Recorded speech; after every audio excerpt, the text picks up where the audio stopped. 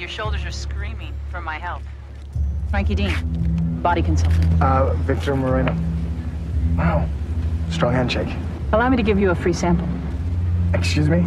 My studio's just down the beach a little way. I'm on my lunch break. Give me 5 minutes, and I promise I will make you feel 10 times better.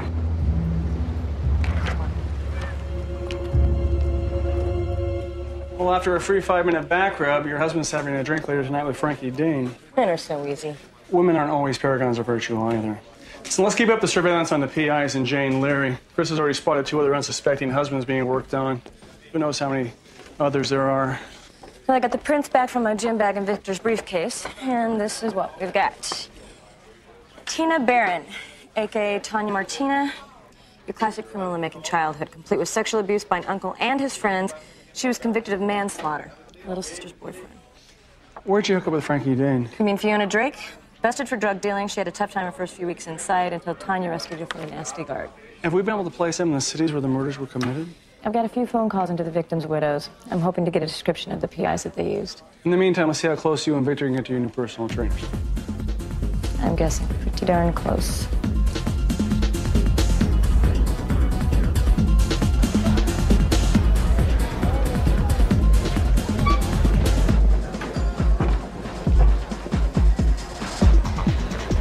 Looks like you've been stood up, Casanova.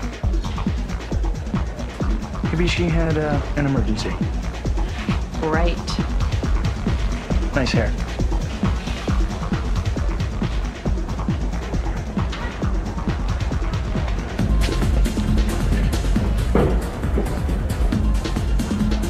I'm not running a school, boys. Get lost.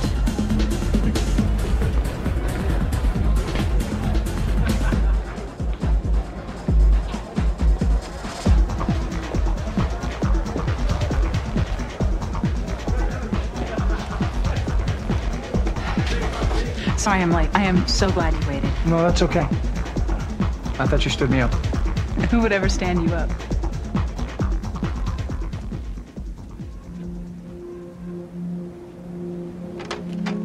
What are you doing here? Looking for you.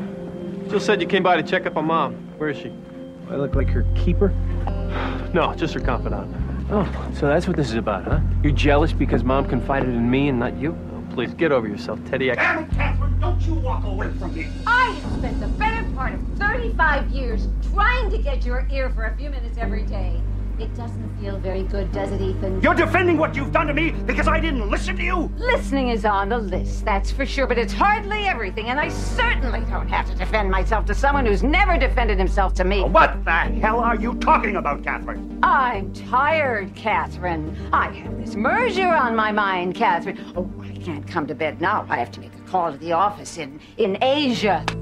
If you really wanted to make love to your wife, you'd find the time.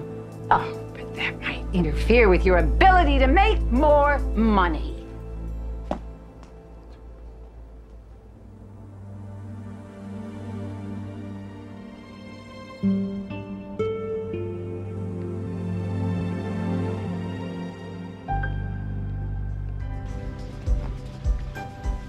Bartender, can I have another Perrier, please?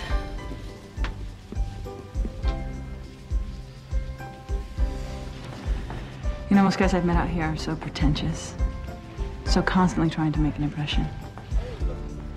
So I'm not impressing you. I think you have no idea the impression you're making.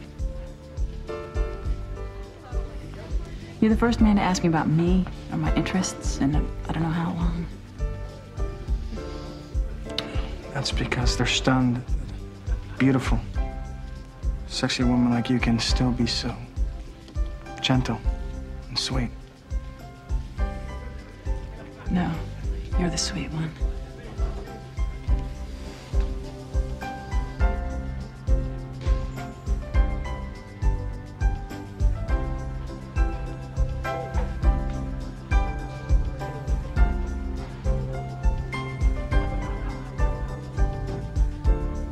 So she's from Oklahoma, so what? She feels like she's from Oklahoma. Maybe you shouldn't have been holding her so close when you were dancing. I'm just saying she seems like a really nice girl, not like a killer.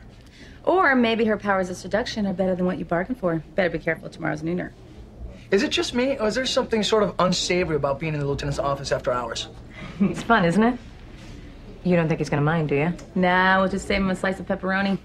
So you guys think that just because a man takes Frankie's bait, you can assume that he would eventually cheat with somebody else? I think everything's a matter of time and circumstance. What are you saying? That under the right conditions, anyone would cheat? Can you do me a favor?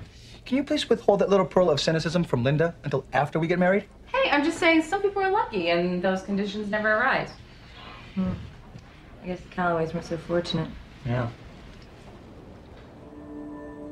TC must still be reeling from the shock. I mean, tell me something. If TC's parents can't make a marriage last, what hope is there for the rest of us?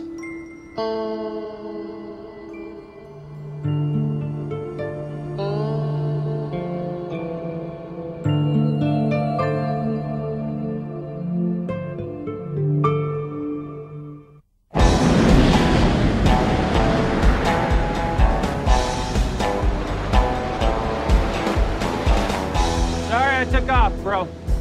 I guess my stomach's not as strong as yours. I want to know how long you've been covering for Mom and this guy. You're being ridiculous. Am I? Ridiculous is being able to face Dad every day at work. Come on, get the hell off of me. You're gonna help me, Teddy. We're gonna talk to Mom. We're gonna tell her how devastated Dad is. He's got a heart condition. He can't handle this. His heart, what about hers? You don't walk away from 35 years, 3 kids, and a whole life. He's been a good husband. How do you know? Huh? You never been married. For 35 years, she's taken care of him. Put him first. Oh, that's what this is about. You're upset because your wife is going back to work. Not so much for my progressive little brother. You two even hear yourselves? Talk about your parents as if you have any control over them. Well, guess what? You don't. Well, look, we can't just stay out of it. Think how you'd act if these were your friends. She brought him into this. She made him an accomplice. You're insane, PC. You know that? Am I? You're the one helping to break him up by participating. All I did was agree to tell Dad that Mom was with me if he ever wondered where she'd been. And you never asked any questions. Unlike you, I don't ask questions I don't want to know the answers to. She's my mother. Some things I just don't want to hear. And that's the whole problem. Neither of you can accept Catherine Callaway as a sexual being. What's that supposed to mean? If this was your dad cheating, this would be a whole other conversation. But it's freaking you two little boys out because the first time you have to view your mother as a woman. And if you don't start treating her that way, you're just as guilty as the man who only sees her as a wife. Think about it.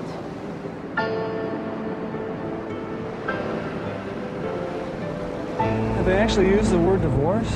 All I hear them do is throw accusations at each other.